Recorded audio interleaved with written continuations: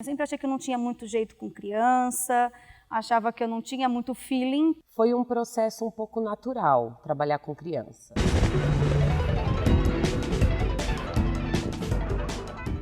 O teatro infantil, por muito tempo, ele foi visto de uma maneira muito errada. Por muito tempo, o teatro infantil foi visto como entretenimento, como uma espécie de divertir essas crianças por um tempo.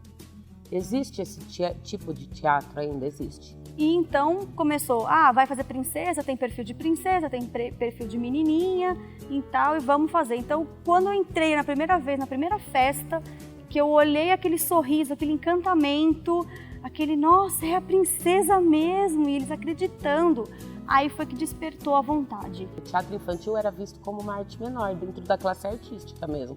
Porque você vê muito assim, os atores estimulando as crianças a gritar, a falar, a bater palminha e não a pensar sobre o enredo que está ali. Eu quero trazer uma felicidade, uma magia para aquela pessoa que às vezes está passando por uma necessidade, está passando por um dia difícil, uma semana difícil. E você tá lá em cima do palco, levando essa magia, ver a pessoa sorrir. Porque o público adulto, para você convencer um público adulto, é muito mais difícil. Eles são extremamente mais críticos. Com relação à sua roupa, à sua maquiagem, à sua atuação, ao seu jeito de falar, eles são muito críticos. E as crianças não. A ingenuidade das crianças faz com que eles acreditem no que eles estão vendo.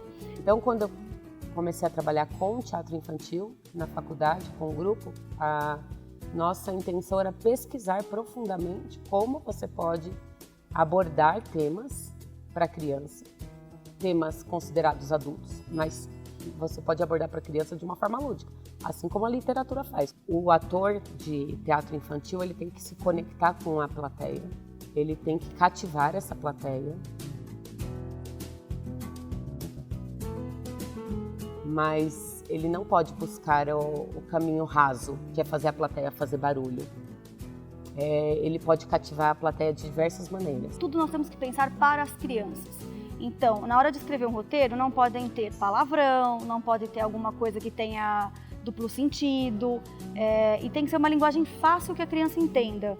Então, mesmo que a gente pegue aqueles contos mais antigos, tem que adaptar para hoje em dia, porque se a gente usar uma linguagem muito rebuscada, eles não vão entender. E enquanto instituição dentro de uma escola, o teatro ele possibilita muitas coisas. Ele possibilita trabalhar a coordenação motora, ele possibilita você trabalhar a sua criatividade, construção de narrativas, trabalho em grupo, liderança, sociabilização. Então, antes de formar um artista dentro de uma escola, o teatro ele tem a função de formar uma pessoa que vai saber lidar melhor com outras pessoas dentro do contexto dela profissional e na vida, né? Todo mundo tem uma criança interior. Mas muitos negam. Todo mundo, já passei dessa fase, não quero mais saber. Mas não, todo mundo tem. E nós, nesse ponto, nós temos que despertar essa criança. Porque nós, quando fazemos um personagem infantil, nós somos as crianças. Tem gente que acha que é um tabu trabalhar a morte para uma criança. E, dependendo de como você trabalha dentro do teatro de uma forma lúdica, ela vai compreender melhor que isso é um processo da vida. E se ela passar por uma situação dessa, ela vai saber lidar emocionalmente melhor. O teatro ele não tem tabu nenhum, não deveria ter, de nenhum assunto com as crianças. Claro que você vai escolher a melhor forma para falar com as crianças, né? Para atingir esse objetivo. A imaginação de uma criança não tem limites, não está só limitada a um celular, não está limitada só a um quarto, né? A imaginação da criança flui. Por exemplo, tem um grupo que fez um espetáculo que chama O Pato, a Morte e a Tulipa. E é inspirado em um livro. E o pato, ele conhece a morte, ela é um personagem.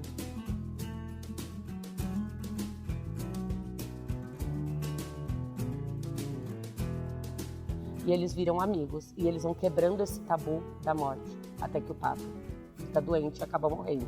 Quem ajuda ele é a morte, a própria morte.